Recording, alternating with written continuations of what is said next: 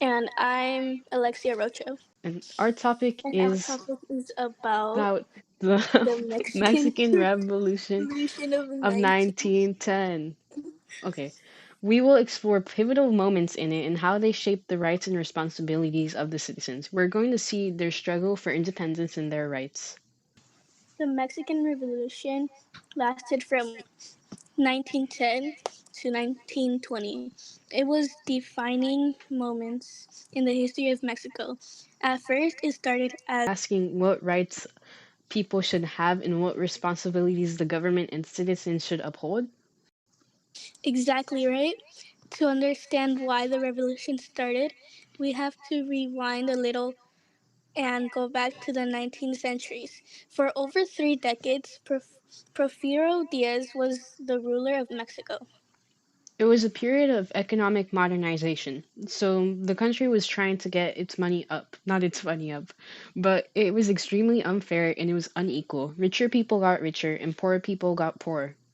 And while foreign investments were gaining more, most Mexicans were struggling. Diaz built his regime on repression, political opponents, and people who don't like him, spoke up about him, were imprisoned. They were also exiled. The elections were heavily rigged and the press was censored. So basically, he just wanted everyone under his thumb without speaking out against any of the injustices.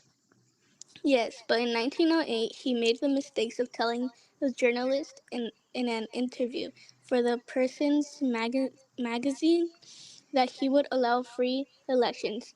This encouraged one important figure, Francisco I Madero, to run against him. Wait, but I thought he didn't want anyone to run Mexico other than him. What is up with that?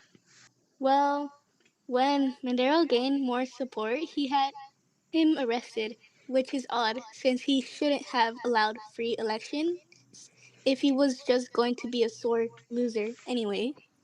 Yeah, that's really shallow. So Madero escaped and fled to the US. He was in Texas and he was when he issued the plan of San Luis Potosi, which called for a revolution on November 20, 1910. One of one of the key points in his plan was the idea that effective suffrage and no re-election should be a foundation of Mexico's democracy. This was huge. The big idea that people would have the right to vote in free election since it was a big shift from Diaz's dictatorship.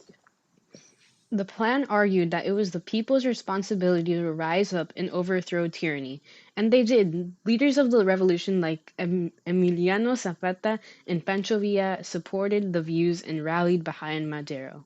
One of the biggest causes of the revolution was the land issue. Under Diaz, huge haciendas controlled most of the land, and common folks had been displaced. Many indigenous communities lost their land since Diaz's policies favored wealthy landowners and foreign investors.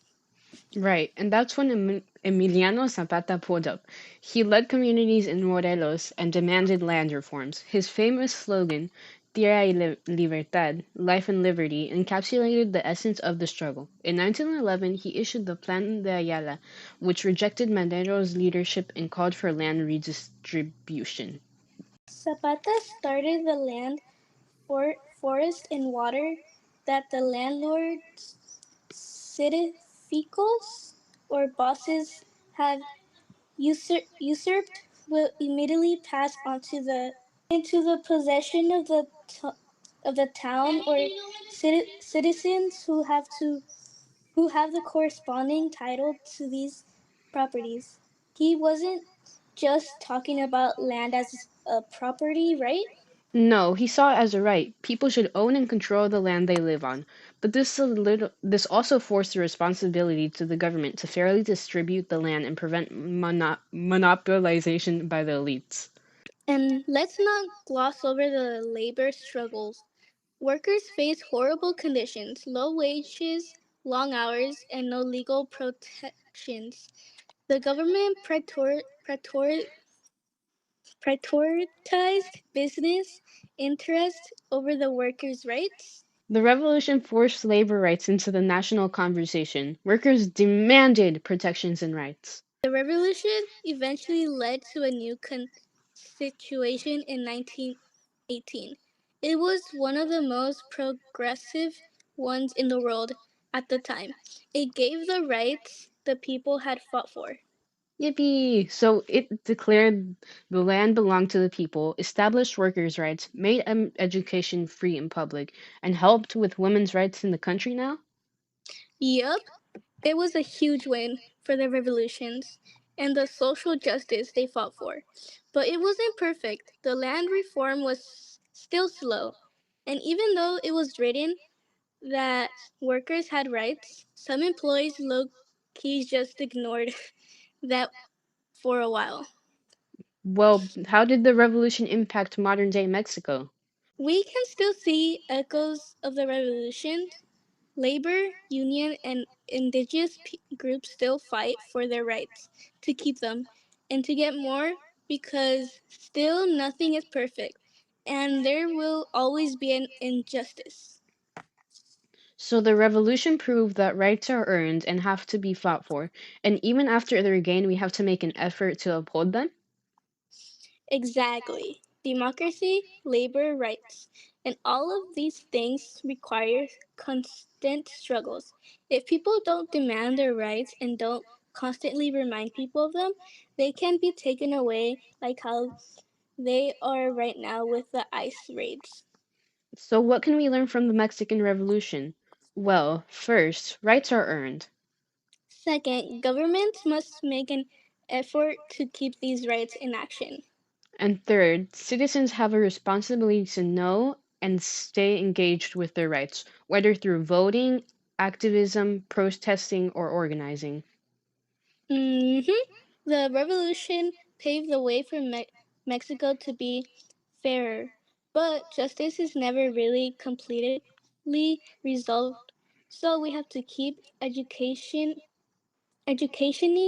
ourselves on these topics to understand the impact they have on us. Exactly. And with that, we will conclude our episode.